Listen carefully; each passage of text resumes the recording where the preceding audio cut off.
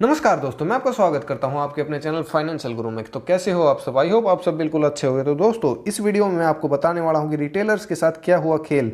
क्योंकि फ्रेंड्स, एक बहुत ही बड़ा खेल हो गया है आज के मतलब आईपीओस के अंदर की रिटेल कैटेगरी के साथ आप यूँ मान सकते हो कि एक तरह से धोखा हो चुका है, या फिर ये रिटेल कैटेगरी का ओवर इंजॉयमेंट था जो आईपीओस को लेकर वो था, या फिर ये फोमो था मेरे हिसाब से जो रिटेल कैटेगरी के लिए बन के रखा था कि उन्हें ये फियर था कि कहीं इस आईपीओ में ओवर सब्सक्रिप्शन ज़्यादा होगा, हमें मतलब कहीं ये आईपीओ भी अलॉट ना हो। तो इसी वजह से मतलब सब्सक्रिप्शन के अंदर जो गड़बड़ी हुई है वो मैं आपको आज इस वीडियो में बताने वाला हूँ। तो सबसे पहले मैं बात करता हूँ देवयानी इंटरनेशनल के आईपीओ की। तो इसका जो आपको सब्सक्रिप्शन देखने को मिला वो ठीक ठाक देखने को मिला। क्यूआईबी ने इस आईपीओ का सब्सक्रिप्शन 95 टाइम्स किया, और जो ये नॉन इंस्टीट्यूशनल इन्वेस्टर्स थे उन्होंने 213 टाइम्स इस आईपीओ को सब्सक्रिप्शन किया है। लेकिन जो एक्सपेक्टेशंस थी उस हिसाब से इस आईपीओ को एचएनआईज की तरफ से सब्सक्रिप्शन नहीं मिलता हुआ हमें देखने को मिला। तो अगर हम बात करें रिटेल कैटेगरी की, तो आप देख पाओगे कि रिटेल कैटेगरी ने यहाँ पर 39 टाइम सब्सक्रिप्शन दिया है, जो कि एक मतलब आप बहुत ही बड़ा नंबर मान सकते हो किसी आईपीओ के लिए रिटेल कैटेगरी के अंदर। तो आपको जो अलॉटमेंट के चांसेस हैं वो बहुत ही कम हो जाएंगे इस आईपीओ के अंदर। अगर मैं बात करूँ एम्प्लॉय की, तो एम्प्लॉयज़ ने भी 4.70 टाइम्स फिल कर दिया। टोटल ओवरऑल बात करें तो ये आईपीओ ओवरऑल सब्सक्रिप्शन हुआ 116.67 टाइम्स, यानी कि इस आईपीओ को अच्छा खासा सब्सक्रिप्शन मिला है। तो आप ये उम्मीद कर सकते हो कि इस आईपीओ में आपको अच्छा खासा लिस्टिंग गेन मिल जाएगा। लेकिन वही बात है कि जो उम्मीद थी मार्केट में जो मतलब जो सब्सक्रिप्शन की, वो सब्सक्रिप्शन इस आईपीओ को नहीं मिला मेरे हिसाब से। इस आईपीओ में और ज़्यादा सब्सक्रिप्शन हमें एचएनआईस और क्यूआईबीस की तरफ से देखने को मिलना चाहिए था। तो जो नेक्स्ट आईपीओ है हमारा, वो है नेक्स्ट है अपना कृष्णा डायग्नोस्टिक आईपीओ। तो कृष्णा आईपीओ के अंदर अगर आपने ध्यान दिया होगा तो इस आईपीओ में जो क्यूआईबीस हैं उनकी तरफ से मतलब रिस्पॉन्स हमें बहुत ही कमज़ोर देखने को मिला। ओनली 49 टाइम्स उन्होंने इस आईपीओ को सब्सक्राइब किया। और जो नॉन इंस्टीट्यूशनल इन्वेस्टर्स थे एनआईएआईस यानी कि एचएनआईस की तरफ से इस आईपीओ में हमें अच्छा खासा सब्सक्रिप्शन देखने को मिला, जो कि 116 टाइम्स था, जो कि मतलब आप जो एक्सपेक्टेशंस थी उसके हिसाब से ही था। इस आईपीओ में इतना ही ओवर सब्सक्रिप्शन हम मान के चल रहे थे। और रिटेल की बात करें तो रिटेल कैटेगरी तो भाई साहब हर एक जगह मतलब उन्होंने झंडे गाड़ दिए हैं, और रिटेल कैटेगरी ने वूपिंग 41.74 टाइम्स इस आईपीओ को सब्सक्राइब कर दिया है। अगर आप बात करें तो इसमें जो ये प्राइस बिड्स थी ये तो सारी कैंसिल हो जाएंगी। तो हम ये मान सकते हैं कि ये लगभग अगर हम ये कैंसिलेशन के बाद भी देखें तो आप ये मान सकते हो 30 टाइम्स के आसपास मतलब कंपटीशन हमें इसमें देखने को मिलेगा। तो अगर मैं बात करूँ एम्प्लॉय की, तो एम्प्लॉय रिजर्व जो कैटेगरी थी उसके अंदर हमें इस आईपीओ में देखने को मिलेगा कि ये मतलब कम्प्लीटली फिल्ड भी नहीं हुआ, 0.98 टाइम्स ही ये फिल्ड हुआ है। यानी कि एम्प्लॉयज़ ने इस आईपीओ में कोई इंटरेस्ट नहीं दिखाया, या तो ये कंपनी के पास एम्प्लॉयज़ कम है या फिर उन्होंने इंटरेस्टेड नहीं थे इस आईपीओ में अप्लाई करने के लिए। और अगर ओवरऑल बात करें तो ये आप देख पाओगे कि इस आईपीओ का जो ओवरऑल सब्सक्रिप्शन है वो है 64.35 टाइम्स, जो कि मतलब आप मान सकते हो कि ये 4 आईपीओ एक साथ खुल रहे थे, लोगों के पास लिमिटेड फंड थे। तो उस हिसाब से अगर हम देखें तो इस आईपीओ को अच्छा खासा रिस्पांस मिला है, क्योंकि जो ये ग्रे मार्केट के अंदर फ्लक्चुएशंस थी उसका भी असर इस आईपीओ के सब्सक्रिप्शन में हमें देखने को मिल रहा है। इसमें नहीं, और ये मतलब आने वाले सभी आईपीओ में हमें देखने को मिल रहा है। और जैसे कि ग्लेनमार्क की लिस्टिंग ढीली हुई तो उसी वजह से जो ये एचएनआईस थे वो मतलब ज़्यादा इंटरेस्टेड नहीं थे आईपीओ में आज इन्वेस्ट करने के लिए। तो इसी वजह से आप देख पाओगे कि इसमें जो सब्सक्रिप्शन एचएनआईस का है वो बस ठीक ठाक है, ज़्यादा मतलब तूफानी सब्सक्रिप्शन आपको देखने को नहीं मिलेगा।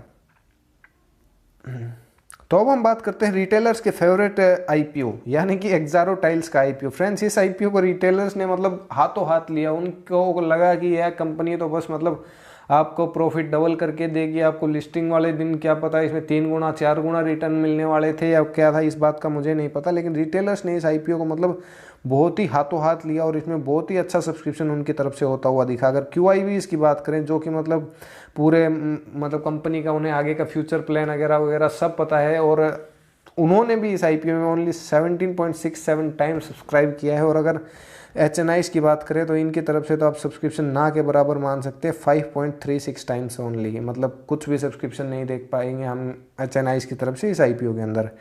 तो अगर हम बात करें हमारे रिटेलर्स की, तो रिटेलर्स देखो आप इसमें 39.82 टाइम्स इन्होंने सब्सक्राइब कर दिया है इस आईपीओ को। और अगर हम बात करें इस आईपीओ में जो रिजर्वेशन थी रिटेलर्स के लिए वो भी थी 40% की, यानी कि रिटेलर्स ने इस आईपीओ में अच्छा खासा पैसा लगा दिया है।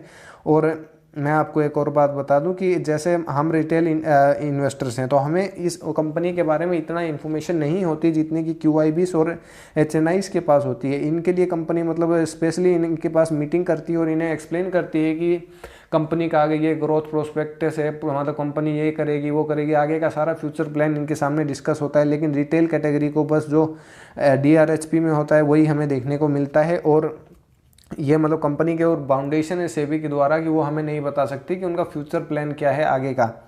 तो इसे देखते हुए भी मतलब हमें ये इसी वजह से रिटेल कैटेगरी वालों को QIBs और HNIs का मतलब सब्सक्रिप्शन देखना चाहिए कि आगे कंपनी का क्या प्रोस्पेक्टस दिख रहा है, कि मतलब क्या ग्रोथ है, करेगी या नहीं करेगी। तो मतलब ये बहुत ही इंपॉर्टेंट हो जाता है हमें मतलब इनका जो सब्सक्रिप्शन लेवल है वो देखना। तो इसी वजह से मैं आपको कह रहा था कि आप एक बार 3 बजे इनका सब्सक्रिप्शन स्टेटस देखें, उसके बाद ही अप्लाई करें। लेकिन कोई बात नहीं, अगर आपने इसमें अप्लाई कर दिया है तो ये मतलब आप या तो भगवान से मतलब ये दुआ कर सकते हैं कि आपको ये अलॉटमेंट ना हो, और अलॉटमेंट हो तो मतलब लिस्टिंग वाले दिन मार्केट का कंडीशंस बहुत ही अच्छी होनी चाहिए, उसी के अंदर आपको इस IPO में मतलब गेन देखने को मिलेंगे। नहीं तो क्या पता इस IPO की आपको 10 से लेकर 5% तक नेगेटिव लिस्टिंग होती हुई भी दिख सकती है, क्योंकि इसका जो ग्रे मार्केट प्रीमियम है वो आज के दिन पे बिल्कुल जीरो चल रहा है, no grey market premium for Exxaro tiles. और इसमें आपको मतलब नेगेटिव लिस्टिंग होने की संभावना पूरी है, क्योंकि कोई भी इंस्टीट्यूशन ना तो लिस्टिंग वाले दिन इसमें खरीदने के लिए आएगा, और जैसा कि मैंने आपको पहले भी बताया था कि इस IPO के अंदर बस ओनली 2 एंकर इन्वेस्टर्स आए थे, ओनली 2 एंकर इन्वेस्टर्स, यानी कि आप मान सकते हो कुछ भी नहीं आया था, एंकर इन्वेस्टर्स का कोई इंटरेस्ट ही नहीं था इस IPO में। तो आप ये इस चीज़ को ध्यान में रख सकते हो, और क्या पता मतलब इस IPO में हमें मेरे हिसाब से तो लिस्टिंग वाले दिन ये IPO नेगेटिव ओपन होता हुआ भी दिख सकता है, अगर मार्केट ने इसका साथ नहीं दिया तो। और जो लास्ट IPO जो आज क्लोज हुआ है वो है विंडलास बायोटेक का। विंडलास बायोटेक अगर कंपनी की बात करें तो ये कंपनी मुझे मतलब as a listing and prospectus से नहीं, लेकिन अगर हम आगे की बात करें यानी फ्यूचर की बात करें तो ये कंपनी इतनी ख़राब नहीं है कि हम इसमें मतलब सब्सक्रिप्शन ही नहीं दें। इसमें अगर आप QIBs का बात करें तो QIBs ने इस IPO को 24 टाइम सब्सक्राइब किया है, क्योंकि सबसे ज़्यादा कोटा इन्हीं का था, तो इन्हें अच्छा खासा सब्सक्रिप्शन कर दिया है इस IPO को देखते हुए। और जो ये नॉन इंस्टीट्यूशनल इन्वेस्टर्स थे इनकी तरफ से इस IPO को बिल्कुल ही ढीला रिस्पांस मिला है, ओनली 15.73 टाइम सब्सक्राइब इन्होंने किया है, यानी कि ये इस IPO में भी कुछ इंटरेस्टेड नहीं थे, इन्हें इस IPO में कुछ गेन नहीं दिख रहा था, इसी वजह से इन्होंने इन्वेस्टमेंट नहीं की है।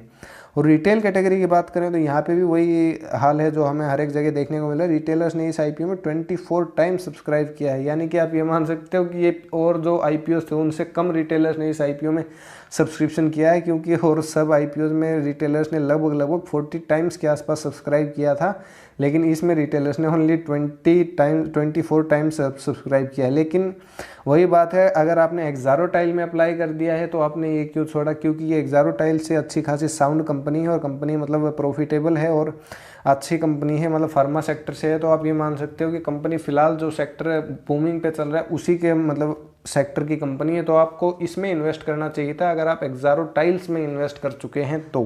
अगर हम ओवरऑल सब्सक्रिप्शन की बात करें तो इस IPO का जो ओवरऑल सब्सक्रिप्शन होता हुआ दिख रहा है वो है 22.38 टाइम्स ओनली, यानी कि इस IPO को भी कुछ अच्छा खासा रिस्पॉन्स हमें मिलता हुआ नहीं दिख रहा। तो ये IPO भी एक फेलियर साबित हो सकता है, और लिस्टिंग वाले दिन क्या पता इस IPO में भी आपको अच्छा खासा नुकसान होता हुआ दिख सकता है, यानी कि आपको 10 to 15% के आसपास लॉस हो सकता है, या ज़्यादा से ज़्यादा 10 to 15% के आसपास आपको गेन होता हुआ दिख सकता है। तो इस IPO के अंदर भी हमें यही प्रॉब्लम देखने को मिल रही है जो हमें एक्सारो टाइल्स के IPO में देखने को मिल रही थी कि QIBs और HNIs ने अच्छी खासी मतलब इसमें इन्वेस्टमेंट नहीं की है। जब तक ये कैटेगरी मतलब आप ये नहीं मान सकते कि इनके अंदर मतलब IPO को लेने की उत्साह ना ज़्यादा नहीं हो, तब तक आप ये उस IPO को सक्सेसफुल नहीं मान सकते, क्योंकि हम खाली रिटेलर्स के दम पे उस IPO में अच्छा खासा पैसा नहीं कमा सकते।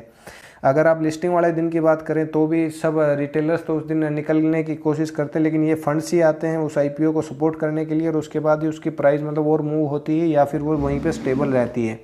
नहीं तो रिटेलर्स तो ज़्यादातर मतलब उसी दिन प्रॉफिट बुक करके वो अपना निकलने की कोशिश करते हैं पूरे से पूरे। तो आपको मतलब ये बात मैं अगले IPOs के लिए बता देता हूँ कि अगर आप IPO में अप्लाई कर रहे हैं वेरी गुड, लेकिन आप ये देखें कि आपको उस IPO के अंदर QIBs और जो HNI कैटेगरी है इसके द्वारा सब्सक्रिप्शन देखने को मिल रहा है या नहीं मिल रहा। अगर ये कम सब्सक्राइब कर रहे हैं तो आपको कुछ फ़ायदा ही नहीं है IPO सब्सक्रिप्शन करने का। अगर आप मतलब इनका डाटा आपको मैक्सिमम मिल जाएगा 3 बजे तक। 3 बजे तक QIBs और HNIs दोनों सब्सक्रिप्शन अपना फुल एंड फाइनल कर देते हैं 3rd डे के दिन IPO में।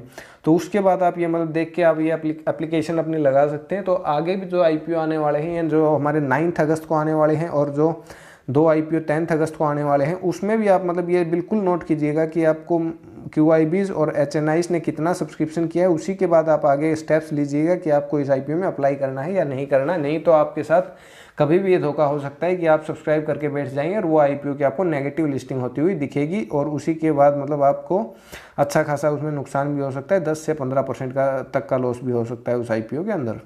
Friends for watching the video, अगर आपको वीडियो पसंद आई है तो प्लीज़ चैनल को सब्सक्राइब करें और वीडियो को लाइक करें। और आप टेलीग्राम चैनल को भी ज्वाइन कर सकते हैं, क्योंकि टेलीग्राम चैनल के ऊपर मैंने ये जो इन्फॉर्मेशन है ये मैंने पहले ही अपडेट कर दी थी और वहाँ पे मैंने लगभग ये 330 के आसपास मैंने वहाँ पे अपडेट कर दिया था कि आप विंडलास और एक्सारो टाइल्स को अवॉइड कर सकते हैं, या फिर आप कोशिश रहिए इसमें अगर आपने एप्लीकेशन लगा दी है तो आप कैंसिल भी कर सकते हैं। तो आप टेलीग्राम चैनल को ज्वाइन कर सकते हैं, लिंक डिस्क्रिप्शन में है और आपको नेक्स्ट IPOs के बारे में मैं उस पर अपडेट देता रहूँगा।